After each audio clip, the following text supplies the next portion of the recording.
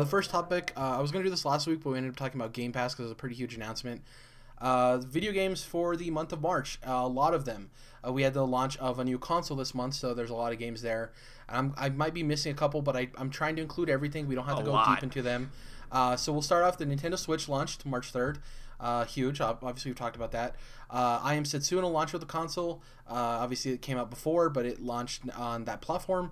Snipper Clips came out, which is probably the second best game on the Switch currently. You could possibly make a case for Spectre Knight, the DLC for Shovel Knight, but everyone's loving Snipper Clips.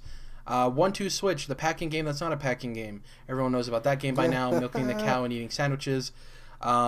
The killer app right now, or the only app for Nintendo Switch, Legend of Zelda Breath of the Wild, also March 3rd. All of those came out, including Super Bomberman R, which is getting mad reviews, but it seems like if you like Bomberman, it's enough of a Bomberman game to want you to buy it and play it and stuff like that. It's not great, but it is solid for people who love Bomberman. Just Dance also came out if you're interested in that. Then on the 7th, we had Lego Worlds. This was actually going to be supposed to be coming out in February. It got delayed, so now it's coming. It came out obviously a couple of days ago from recording. Lego Worlds, we've talked about that. Ghost Recon Wildlands, Jordan and I have both been playing that. We talked about that as well. Very solid game. A game that I don't think is getting enough attention, but because it's crammed in with all these other games that have come out, it's just fallen to the wayside. Nier Automata. Yeah, lots of games. Yeah. Like that. This For Honor and stuff like that. Games are just getting crushed under the weight. Yeah. Of these giant releases. So Nier Automata seems really cool, but it's funny because I think a lot of people probably plan this to be a time in which they can get their game out, their small indie game, or just not even indie, but their smaller games, and then they realize the flood of games. It's harder to find areas in which you can strike when the iron's hot. So I'm telling you, man, it's that June, July. Nobody's taking that shit, and it's just ripe. Yep, I agree.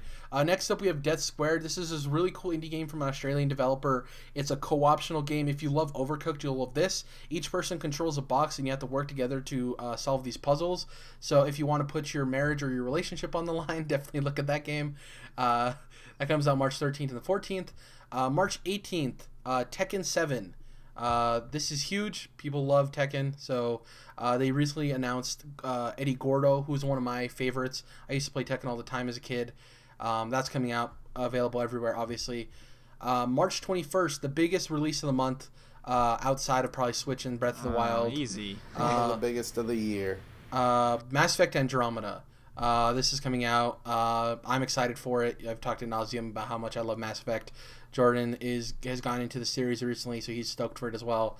And Dom's probably looking forward to it too. But I know you're getting it at launch, right, Dom? Because you already have Horizon and Zelda, so it's like another thing on your plate. See, I mean, that's the thing is, normally if you would have told me, a brand new Mass Effect game is coming out in March, I'd think, well, of course I'm going to buy that day one. But it happens to be 3 weeks after Horizon and Zelda just came out, so really, I have to wait on it. I would not have the time for it right now. Well, as much as I want to. You're the only one out of us three that hits the Venn diagram of all three of those games. Jordan doesn't own a Switch, so he only hits two of those things. Good point. I don't own a PS4 or a Switch, so I only hit one of those things. It's just the way it worked out for me. Yeah. It's just not going to happen right now. Got that pre-order locked in. Got that auto download switched on. I'm ready to go. Yeah. Another exclusive that people tend to forget about for PlayStation comes out March 28th. MLB The Show 17. Baseball fans love that game, and it's because it's the only one. Yeah, exactly. Shout out to Sony San Diego holding it down. The next game on the list was originally unveiled at the Switch presentation. It's actually on all the other consoles as well. Has Been Heroes looks really interesting. It's this turn-based combat game. I'm actually interested in picking it up depending on the price point there.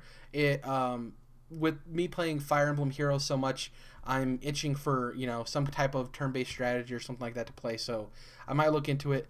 I'm not too sure. I have a couple of other non-new release games that I'll mention because Jordan basically burned me at the stake last time I didn't include stuff like this, so wait till the end for those. Snake Pass comes out March 29th. I don't know if you guys are familiar with this game. It's kind of been a buzz game around the industry recently. You play as a snake. It's called Snake Pass. It's a 3D platformer puzzle game. It kind of has the same aesthetic as Yooka-Laylee, so if you're familiar with that. And the way this game came about was really interesting because I don't remember the specific names, but this guy got hired to a company to just mess around in Unity. and he was working on realistic rope physics, and he realized people were telling him like, oh, your rope physics kind of look like a snake. So he turned it into a snake. He started creating this game around it. His first prototype, people told him that the snake was like way too scary looking, like way too realistic. So he toned it down, made it cartoony, and it started vibing with people. So now this game, Snake Pass, that's coming out March 29th on all the platforms. Depends on what the price point's going to be. I think it could be huge.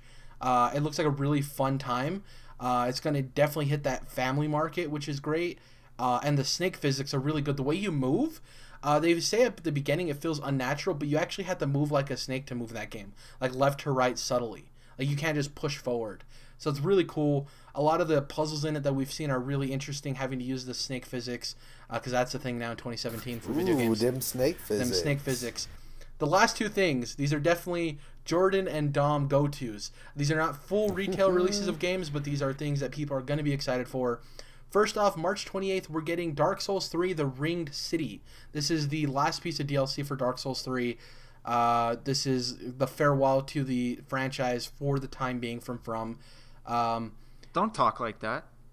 Hey, it's facts. I'm just speaking facts. Hey, don't worry. They're making Bloodborne too.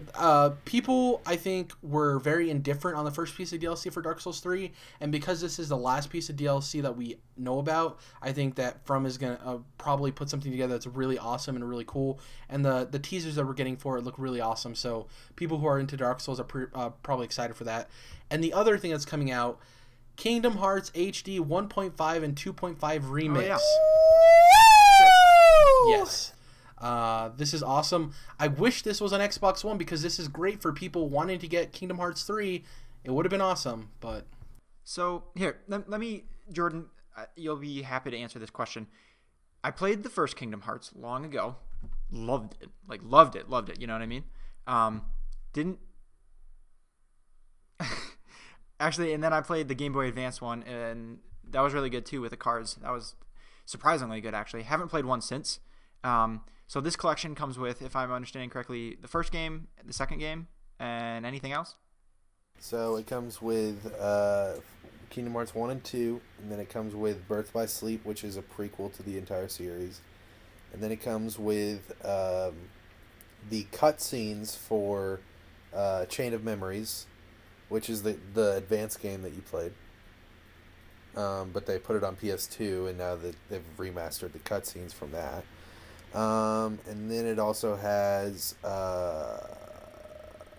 the cutscenes from 358 over 2 days. And it also has the cutscenes from Recoded, which was a DS port of a mobile game back when, like, before iPhones, when it was like, you know, like fucked up mobile games, like playing on Frankly, I was hoping phone. You would just say it's the first and second games and that's it, and I could just grab it and then just play it and be happy. And if you're trying to get into Kingdom Hearts, there's no, like, you can't just stick. You can't half-ass. You're either all or nothing. Yeah, and not only that, you'd have to buy. What you'd have to do is buy this 1.5, 2.5 collection, and then you'd also need 2.8, which came out at the end of January. See, frankly, that's just not gonna happen. That's what I was trying to say. Now, see, Jerrad, I'm glad you mentioned this because it's, you know, probably the hottest release of the year. I'm so excited that these games are finally going to be on PS4. It does suck that you're not getting it on Xbox One. I'm still not convinced that you're going to see Kingdom Hearts 3 on Xbox One. You might. If you do, I'm happy. But, you know, if you're trying to go through the entire Kingdom Hearts saga and prepare for Kingdom Hearts 3, PlayStation is obviously the place to be. And so, yeah, I'm really excited about this. I've played, you know, all of these games before in some way or another, and really can't wait to replay them. I'm hoping that they give us a subtitle option, which they didn't on PS3 for these collections, which you're like, why does that matter, Jordan? Shut the fuck up. But it really matters when you're playing these 40-hour RPGs and you can't turn subtitles off, and there's like 6 of them in this collection. So the reason I asked, I just saw a commercial for this Beauty and the Beast movie that's coming out, and it reminded me how cool that level was in the first game for Beauty and the Beast, and it just got me thinking, like, wow, I forgot how much I loved Kingdom Hearts. It's just too much of a hurdle to do all that. I was thinking, I don't know, maybe I end up just jumping straight into 3 when it comes out and just trying to find some YouTube video summarizing all the story up till then, if that's even possible. Yeah, Because there's no way I'm buying all that and lore. playing all those. It's just not gonna happen. There's a lot of lore, and it's a lot of lore that isn't just the Disney lore. It's Kingdom Hearts' own personal lore. So I love it, and I think a lot of other people love it. That's why people get so into it on the internet. But yeah, unless you're trying to go through about 8 games in the next year or so, then this is probably more for people like me who just want to replay all the games before 3 comes out. Because that's the thing is, even people that have played the series, every game as it's come out, all of us like super fans of Kingdom Hearts still need this collection, because there's been so many random releases over the years on different consoles. We need it all in one place. Plus, it's been like 15 years since Kingdom Hearts 2 came out, so it's like we even the biggest fans need to replay these games. So that's why I'm glad to have it. But I wanted to say, Jerrad, I wouldn't have burned you if you had skipped this one, because this one is actually just a re-release of all old games. The other one was but a new game. 2.8 had 0.2 Birth by Sleep, which is brand new. Yeah. So March was a huge month as far as video games go.